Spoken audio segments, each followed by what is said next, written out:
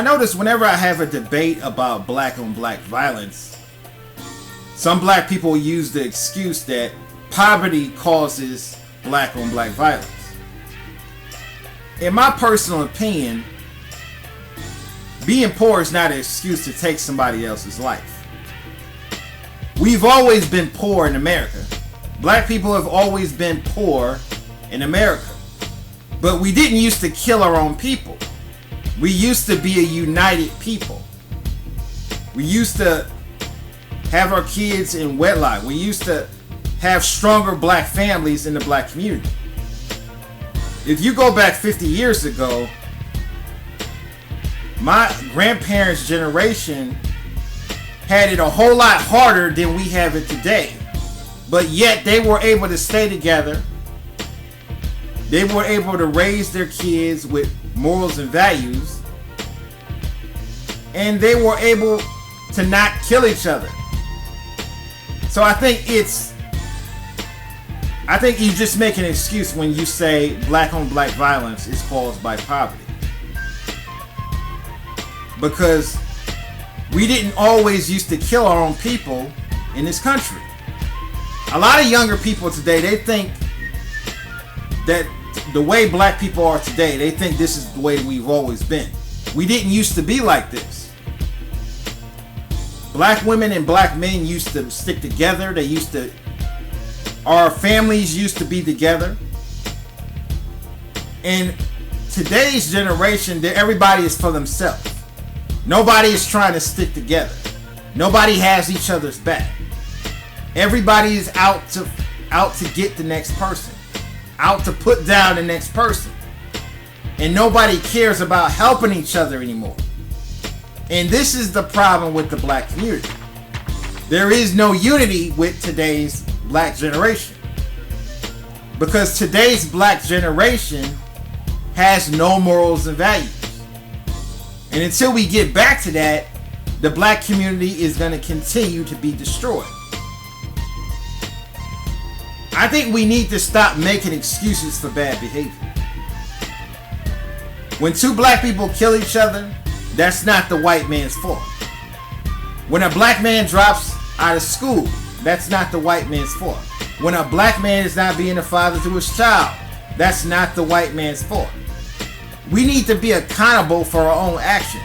We need to start being accountable for what we do wrong as black people.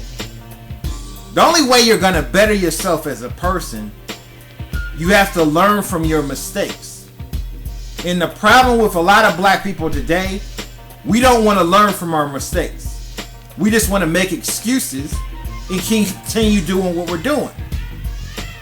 And continue doing the ignorant shit that we're doing every day in the black community.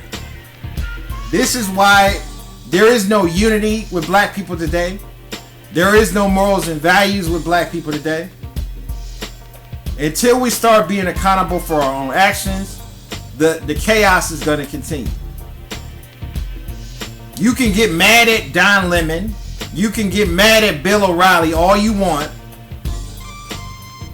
But until you solve the problems, until we come up with solutions to solve these problems, it's going to continue.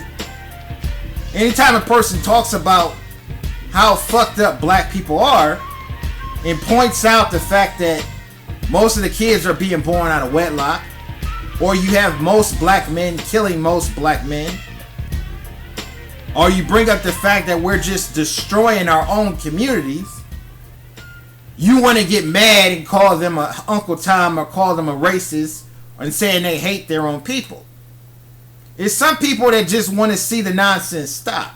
There's some people that want to see us get better as black people. We're never going to get better until we acknowledge what's wrong. But some people don't want to acknowledge what's wrong. Some people don't want to acknowledge the problem. A lot of people have different opinions about this topic. Leave a comment, rate, and subscribe. It was a perfect night for a late game of basketball. Perfect until the shattering sounds of gunfire. I just heard the shots, like 20 shots. Panic and pandemonium spread quickly. Man, it was just a lot of police, a lot of ambulance, just a lot of wreckage, a lot of people, everything. The basketball game was in full swing. About 10:15, a gunman walked onto the court and opened fire using a high-powered assault rifle. People simply fell where they were. Others ran for cover. 13 were hit, including 2 teenagers and a 3-year-old boy. Deonta Howard was shot near the ear, the bullet exiting his cheek. Miraculously, he survived. His grandmother is still reeling from the fatal shooting of her son several months ago. But it needs to stop.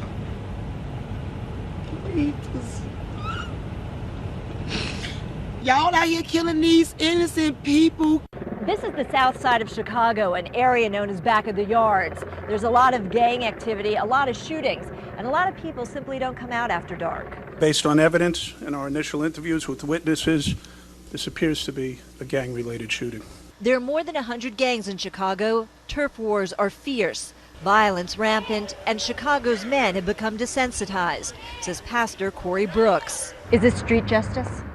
You know, I'm sure if this individual does not turn themselves in, it could possibly mean more gunfire. It could possibly mean retaliation. Retaliation, revenge, and a cycle of murder with no end in sight. Deborah Farrick joins us now live from Chicago. 13 victims in one place. Do you have any updates on their conditions?